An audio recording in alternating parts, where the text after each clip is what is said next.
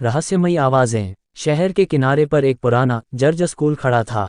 स्थानीय लोग कहते थे कि इस स्कूल में भूत रहते हैं। बच्चों में डर का साया छाया रहता था और कोई भी अकेले स्कूल के पास से गुजरने की हिम्मत नहीं करता था। एक दिन एक नया बच्चा राहुल शहर में आया। वह एक जिज्ञासु बच्चा था और भूतों की कहानियों से डरने के बजाय उनमें दिलचस्पी लेने लगा। एक रात उसने हिम्मत जुटाकर स्कूल के पास जाकर देखा। अचानक उसने अजीबोगरीब आवाजें सुनी, फुसफुसाहट, हंसी और किसी के चलने की आहट। राहुल डर गया, लेकिन फिर उसने सोचा शायद ये कोई जानवर है। वह साहस जुटाकर आगे बढ़ा। अध्याय पीली आंखें। एक पुराने पेड़ के पीछे से उसने एक जोड़ी चमकती हुई पीली आंखें देखीं। राहुल डरकर पीछे हट गया, लेकिन आंखें उसे देखती रहीं। वह धीरे धीरे करीब गया और देखा कि आंखें एक छोटी सी लड़की की थीं, जो लगभग अदृश्य थी, जैसे धुंध से बनी हो। लड़की ने धीरे से कहा, तुम कौन हो? राहुल ने हिम्मत जुटाकर कहा, मैं राहुल हूँ। मैं नया बच्चा हूँ। लड़की ने मुस्कुराया, मैं भी यहाँ रहती हूँ। मेरा नाम अनीशा है। राहुल हैरान था। वह एक भूत से बात कर रहा था, लेकिन अनीशा डरावनी नहीं थी। वह दयालु और दोस्ताना लग रही थी। दोस्ती की शुरुआत। राहुल और अनीशा हर रात मिलने लगे।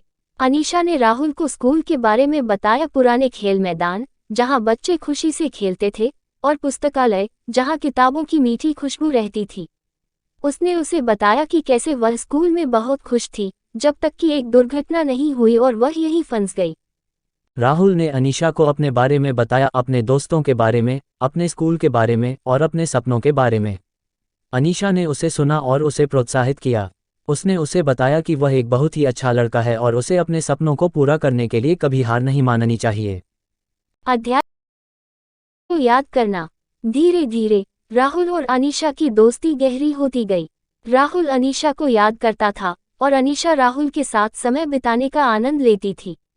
लेकिन राहुल जानता था कि अनीशा हमेशा के लिए वहीं फंसी हुई है। एक दिन राहुल ने एक पुराना चित्र देखा जिसमें स्कूल के पुराने दिनों के छात्रों की तस्वीर थी। और वहां तस्वीरों में से एक में उसने अनीशा को देखा। वह एक प्यारी छोटी लड़की थी जो खुशी से मुस्कुरा रही थी। राहुल को पता चला कि अनीशा वास्तव में एक असली लड़की थी, जो बहुत समय पहले स्कूल में पढ़ती थी। वह समझ गया कि अनीशा का दिल अभी भी स्कूल से जुड़ा हुआ है और इसलिए वह यहीं रहती है। अध्याय। राहुल ने स्कूल के बच्चों को अनीशा की कहानी सुनाई, लेकिन किसी ने भी उस पर विश्वास नहीं किया।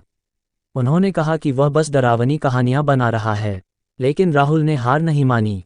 उसने स्कूल के बच्चों को बताया कि अनीशा एक दयालु और दोस्ताना लड़की थी और वह स्कूल से प्यार करती थी। धीरे धीरे बच्चों ने राहुल की बात सुननी शुरू कर दी। उन्होंने स्कूल के बारे में अलग तरह से सोचना शुरू किया। उन्होंने पुराने पेड़ों को देखा जहां अनीशा खड़ी रहती थी और पुस्तकालय में किताबों को पढ़ते हुए अनीशा की कल्पना की। स्कूल अब डरावना नहीं लगता था। इसके बजाय यह एक रहस्यमयी और जादुई जगह लगने लगा, जहां एक छोटी सी लड़की की यादें अभी भी जीवित थीं।